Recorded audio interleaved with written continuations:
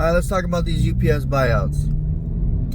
First time ever UPS has offered their full-time package car drivers, I'm sure feeder drivers as well, a buyout package that is voluntary.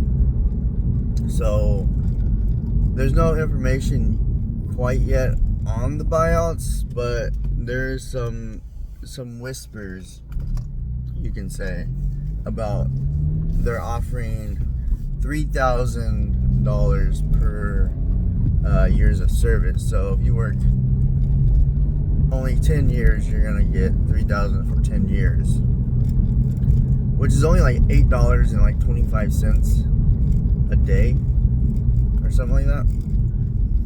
We make well over $8 a day, you know what I mean? So if you ask me, it's not a very good offer as of yet, at least. I'm sure that amount of money might go up slightly, but I don't see it going up a lot, you know what I mean? And I think the reason why we're getting these buyouts is because of COVID. Now, when COVID happened, apparently everybody, all they did was shop online because they couldn't go out and do things like a normal person used to be able to. So they hired a shitload of drivers because they needed the drivers. And now we're just full of drivers. I wouldn't say we're overstaffed, because I feel like we're still understaffed in a way. But I think that's what happened, was they hired too many drivers. Because before it was like maybe one or two a year, right? And then they're like 20 drivers in 1 year, just in our building. So now we have these buyouts, and I'm pretty sure it's going to be more focused on the people that have at least 5 years or less on their years of service, because you gotta have 30 years at least. So I'm sure it's going to be more towards them. I don't think it's going to affect me very much, because I don't think it would be worth for me. Now, if they offer me at least a lot of money for each year that I have left on my shit, which is 21 years, then maybe. Just depends on the amount of money, you know what I mean? So for instance, like, they're supposed to be offering, full benefits still, plus your pension, which is not a bad thing, but it's all about how much money you're gonna give me for voluntary to quit my job when we have an amazing job. Now, it would make sense for the people that only have, a little time left, but somebody like me, it doesn't make sense. Especially if they're gonna give me $3,000 each year I served, which is not, what was that, $33,000? What the fuck am I gonna do with $33,000? Make that in 2 months. Yeah, no thank you. Now, if they raise that amount of money, who knows? If you're gonna offer me almost $1 million plus my pension and my health benefits, then that might be a thing to think about, because I can always just go and get a part-time job somewhere, go work at Home Depot, Costco, something like that, to make up for the money that I'm missing, because our pension is like $55,000.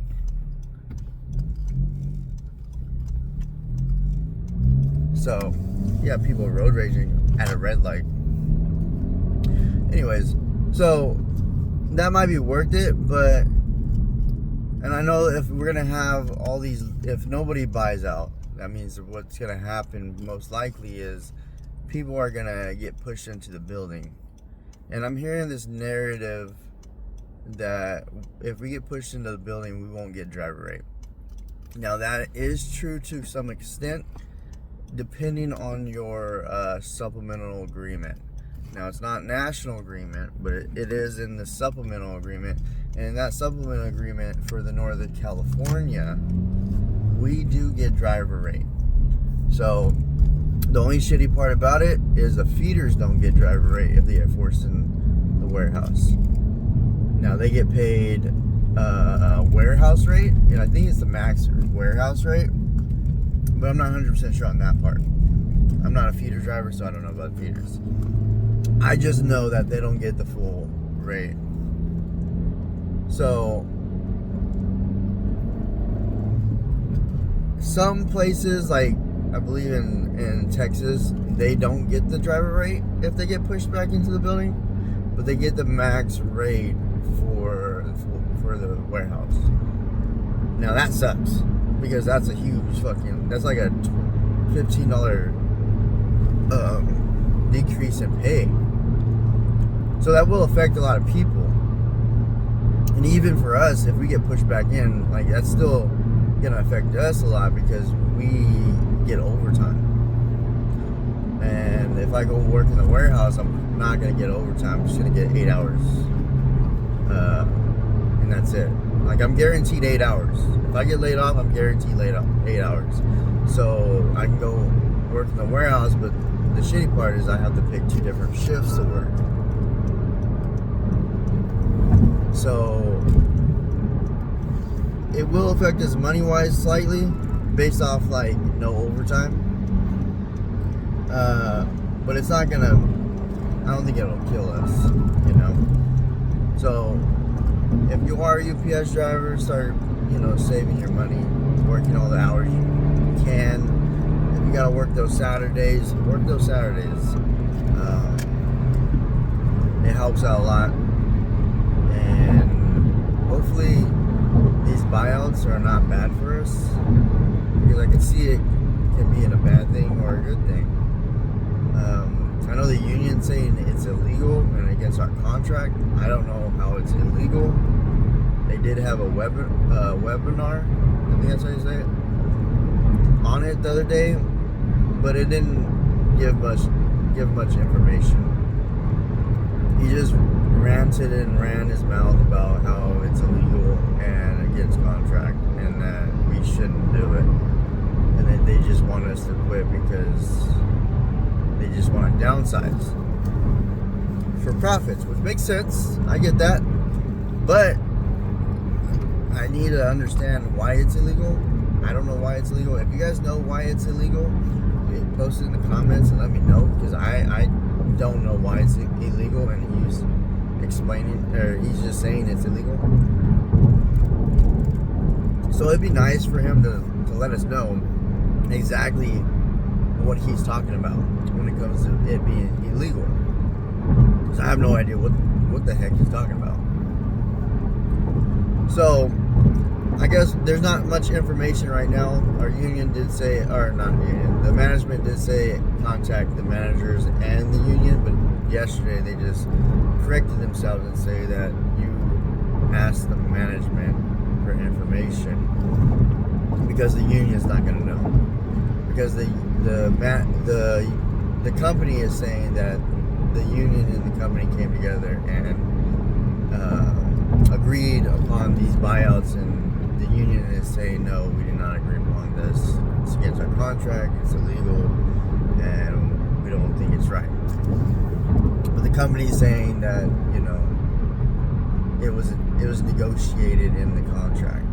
So I don't know. We'll see what happens. I'll keep you guys updated. As of right now, there is no information, there is no number, there's no money number at all. But people are passing around this $3,000 years of service. Could be true, could not be true. We don't know. But we'll find out soon. I'll let you guys know more information once that information is released. So, have a good one.